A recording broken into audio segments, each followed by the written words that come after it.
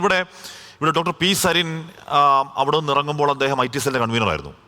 അവിടെ നിന്ന് ഇറങ്ങിയതിന് ശേഷം ആ പദവിയിൽ ഇന്നേ വരെ കോൺഗ്രസ് ആരെയും സ്ഥാപിച്ചിട്ടില്ല. അതിനർത്ഥം എന്താണ്? ഡോക്ടർ പി സരിൻ ഇരുന്നിരുന്ന പദവി അത്രത്തോളം പ്രാധാന്യം കോൺഗ്രസ് നൽകിയിട്ടുള്ളൂ. അതുകൊണ്ടാണല്ലോ. അരെ അവിടെ രഞ്ജിത്ത് ബാലിനെ വെച്ചല്ലോ.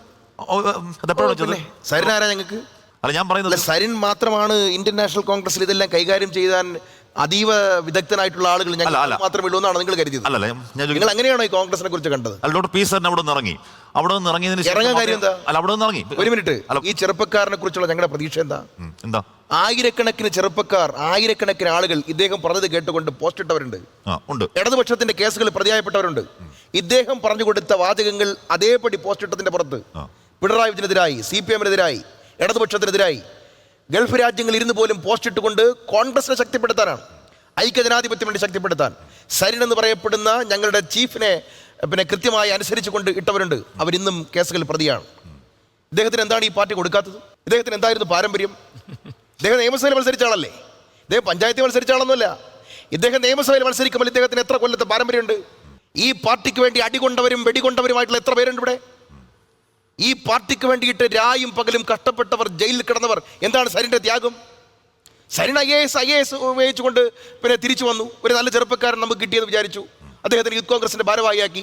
1-2 സമരങ്ങളിൽ പങ്കെടുത്തു. അദ്ദേഹത്തിന് ആദ്യം ഒരു പാർട്ടി കൊടുക്കുന്നത് കൈപ്പത്തി ചിഹ്നത്തിൽ നിയമസഭയിൽ മത്സരിക്കാനാണ്. സരിന്റെ കഷ്ടപ്പാട് എന്താണ് ചോദിച്ചു നോക്ക്. സരിൻ എന്താ KSU അദ്ദേഹത്തിന്റെ സംഭാവന എന്താ? ജവഹർ ബാലജി വേദിയിൽ സരിന്റെ സംഭാവന എന്താ? യൂത്ത് കോൺഗ്രസിൽ എന്താണ് സംഭാവന?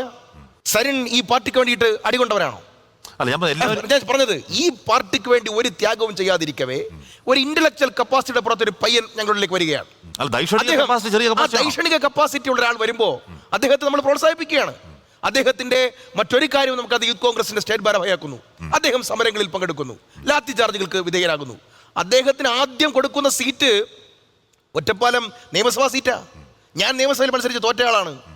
ഈ പാർട്ടി വിട്ടു പോകാൻ സരിന്റെ നെഞ്ചിൽ കൈവച്ച് പറയട്ടെ, ഈ പാർട്ടി വിട്ടു പോകുവാൻ ഒരു കൃത്യമായ കാരണം അദ്ദേഹത്തിനുണ്ടോ?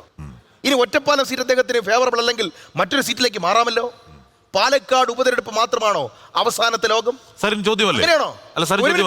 ഒരു കാര്യം കൂടി, ഇദ്ദേഹം ഒറ്റ ദിവസം കൊണ്ട് അദ്ദേഹം CPM ആവുകയാണ്. എന്താ നിങ്ങൾ മനസ്സിലാക്കേണ്ടത്? അധികാരത്തിന്റെ കൊതിയല്ലേ? അധികാരം കിട്ടാൻ വേണ്ടി അങ്ങനെ ഒന്നാമത്തെ വാർത്താ സമ്മേളനം, അദ്ദേഹത്തിന് വാർത്താ സമ്മേളനത്തിൽ വലിയ പരിചയമൊന്നും ഇല്ലാത്തതുകൊണ്ട് അങ്ങനെയാണെന്ന് വരുത്താം.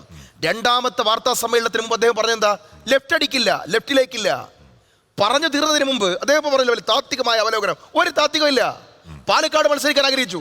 സരിന് മത്സരിക്കാം, സരിന് അവകാശവാദം ഉന്നയിക്കാം, സരിന് പാർട്ടിക്കുള്ളിൽ കലഹിക്കാം, നേതൃത്വത്തോട് വിമർശിക്കാം, പാർട്ടിയുടെ ഫോറത്തിനകത്തും പുറത്തും അദ്ദേഹത്തിന് വിമർശിക്കാം, കലാപം ഉൾപ്പെടെ ഉണ്ടാക്കാം.